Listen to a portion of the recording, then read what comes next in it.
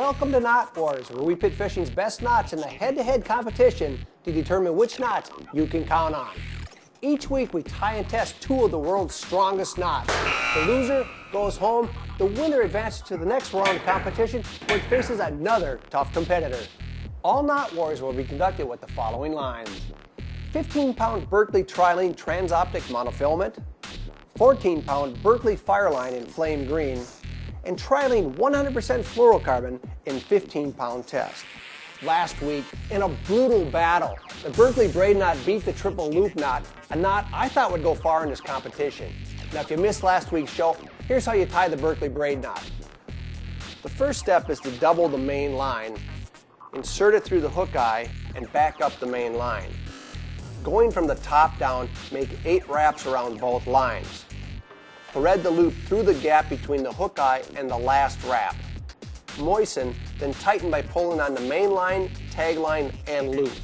The toughest part about tying the Berkley Braid knot is the cinching process. Note too that when you trim, you're going to have to trim the tag end and the loop, so you're going to end up with 3. Now the challenger this week is the Burke knot, submitted by Richard Burke of Columbia, Missouri. Here's how you tie it. First, as with the Berkley Braid knot, double the tag end and run it through the hook eye.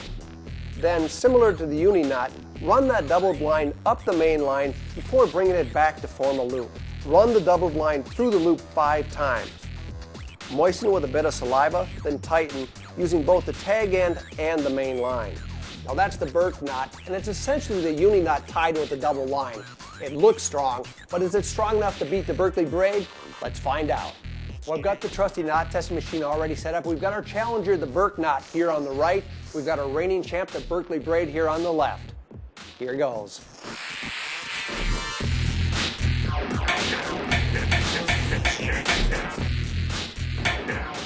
Well, we have a winner. The Berkley Braid has beaten the Burke knot, but this has been a really bloody battle.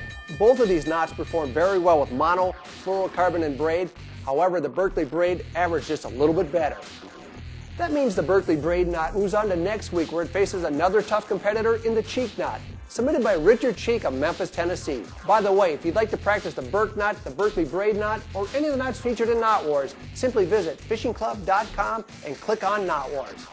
Knot Wars, because no good fish story ends in a broken knot.